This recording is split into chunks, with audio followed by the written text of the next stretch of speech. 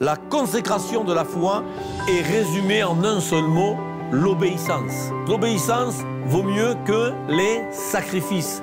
Il est important d'obéir à Dieu plutôt qu'aux hommes. Dieu ne se trompe jamais. Bonjour depuis Jérusalem, nous sommes heureux de vous accueillir dans les locaux de la TBN, la télévision de la Bonne Nouvelle. La Bonne Nouvelle, elle se trouve où? Elle se trouve dans la parole de Dieu. J'aimerais vous inviter à lire avec moi dans le livre de Josué, au chapitre 14, à partir du verset 5. La Bible nous dit « Les enfants d'Israël se conformèrent aux ordres que l'Éternel avait donnés à Moïse et ils partagèrent le pays. » Les fils de Juda s'approchèrent de Josué à Gilgal et Caleb, fils de Jephuné, le Kénizien, lui dit « Tu sais ce que l'Éternel a déclaré à Moïse, homme de Dieu, au sujet de moi et au sujet de toi à Kadès Barnéa. J'étais âgé de 40 ans lorsque Moïse, serviteur de l'Éternel, m'envoya de Kadès Barnéa pour explorer le pays et je lui fis un rapport avec droiture de cœur. Mes frères, qui étaient montés avec moi, découragèrent le peuple. Mais moi, je suivis pleinement la voie de l'Éternel mon Dieu. Et ce jour-là, Moïse jura en disant « Le pays que ton pied a foulé sera ton héritage à perpétuité, pour toi et pour tes enfants, parce que tu as pleinement suivi la voie de l'Éternel mon Dieu. Maintenant, voici, l'Éternel m'a fait vivre comme il l'a dit. Il y a 45 ans que l'Éternel parlait ainsi à Moïse, lorsque Israël marchait dans le désert. Et maintenant, voici, je suis âgé aujourd'hui de 85 ans. Je suis encore vigoureux, comme au jour où Moïse m'envoya. J'ai autant de force que j'en avais alors, soit pour combattre, soit pour sortir et pour entrer. Donne-moi donc cette montagne dont l'Éternel a parlé dans ce temps-là, car tu as appris qu'il s'y trouve des Anakim et qu'il y a des villes grandes et fortifiées. L'Éternel sera peut-être avec moi et je les chasserai comme l'Éternel a dit. Josué bénit Caleb, fils de Jephuné, et il lui donna Hébron pour héritage. C'est ainsi que Caleb, fils de Jephuné, le Kénizien, a eu jusqu'à ce jour Hébron pour héritage parce qu'il avait pleinement suivi la voie de l'Éternel, le Dieu d'Israël. Hébron s'appelait autrefois Kiriath Arba. Arba avait été l'homme le plus grand parmi les Anakim. Le pays fut dès lors en repos et sans guerre. Amen. Nous voyons là l'histoire d'un homme qui va être récompensé. Voyez-vous, on ne sert pas Dieu pour la récompense, mais nous sommes obligés de constater à la lecture du livre de Josué que Caleb va être récompensé de sa persévérance, de sa ténacité, de sa vaillance dans son implication dans le service de Dieu, puisque à 3 reprises, il est indiqué dans le texte qu'il avait pleinement suivi la voie de l'Éternel. La notion de pleinement est en fait dans l'hébreu originel l'expression qui revient, qui est celle de Yad Malé. Yad Malé, ça veut dire la main pleine. Lorsque quelqu'un est consacré, ça signifie qu'il a quelque chose à donner, quelque chose à partager avec les autres. Et nous voyons là que ce mot pleinement suivi la voie de l'Éternel, cette expression de pleinement qui signifie consécration en hébreu, ou par le terme yad malé, la main pleine, il nous rappelle que Caleb était pleinement consacré dans le service pour Dieu et qu'il était à la disposition du peuple d'Israël. La récompense de Caleb, Caleb qui signifie chien impétueux. Dans l'hébreu biblique, le prénom de Caleb signifie chien impétueux, mais selon la parchanout, l'interprétation dans le judaïsme avec certains de nos sages, Caleb signifie aussi celui dont le cœur est léger, lève, cal, lève.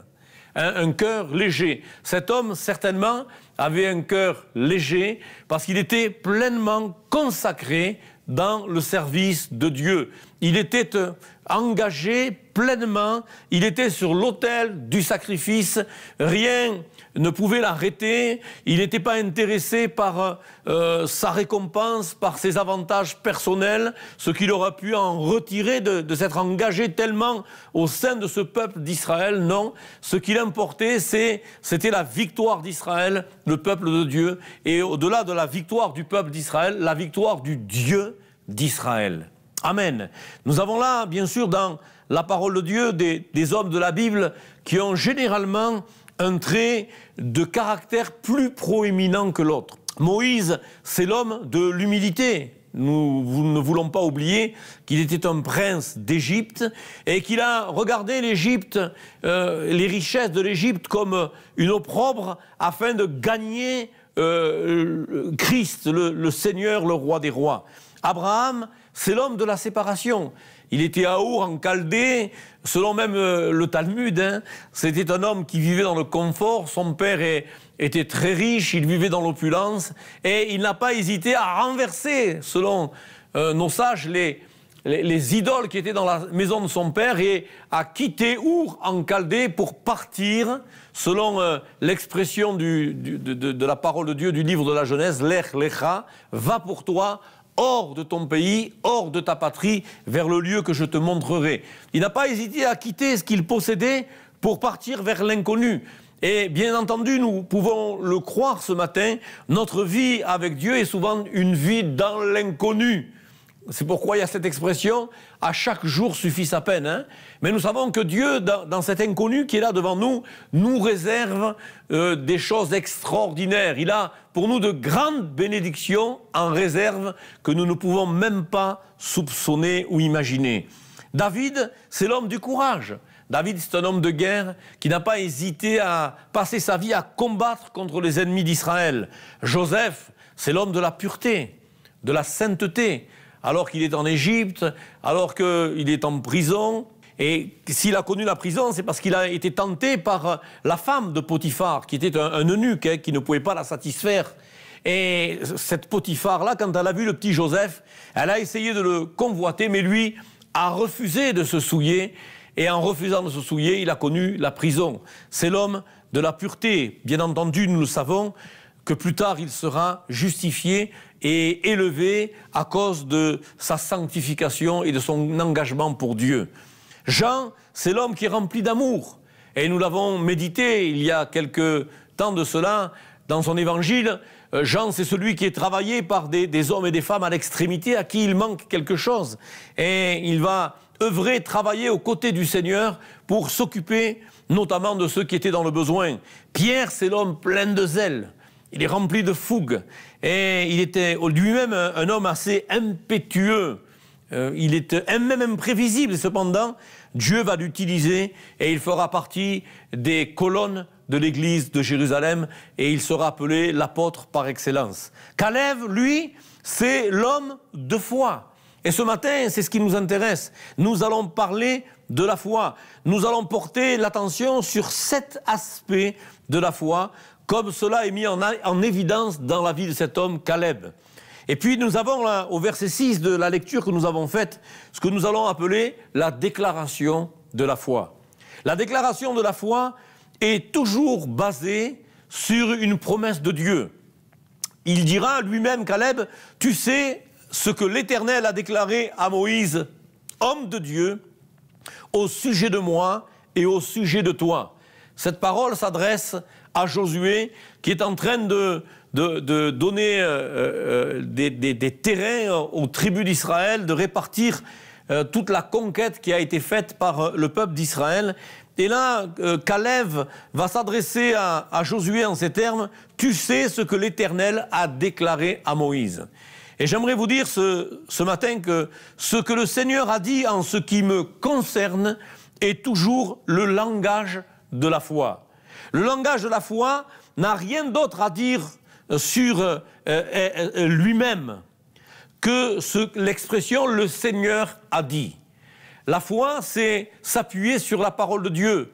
La foi vient de ce que l'on entend et ce que l'on entend vient de la parole de Dieu. Et il est important pour nous tous de rester dans cette confiance qui est importante dans la vie de chacun d'entre nous pour ne pas être déstabilisé par l'ennemi de notre âme.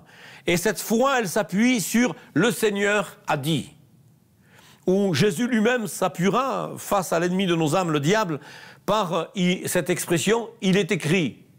Il est écrit. Ce qui est écrit, c'est ce que le Seigneur a dit. Parce que nous croyons que la Bible, c'est la parole de Dieu. Amen.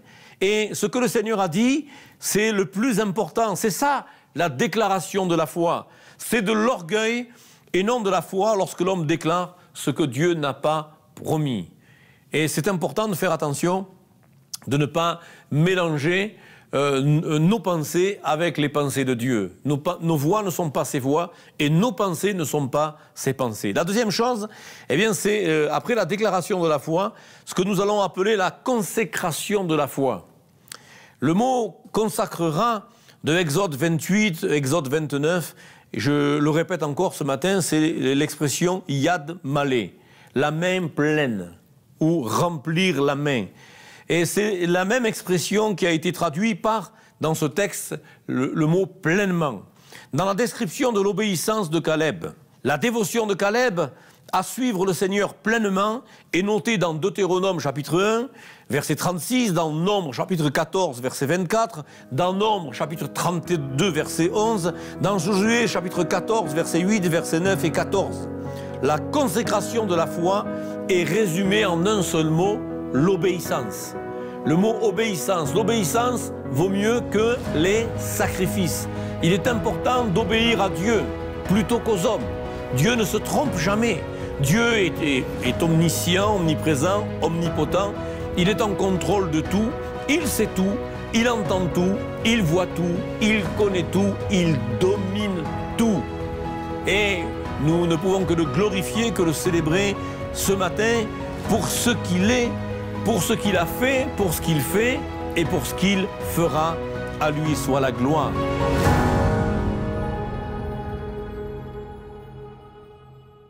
Shalom, j'espère que vous avez aimé cette vidéo. Abonnez-vous pour ne pas rater nos programmes. Merci de faire partie de notre famille TBN.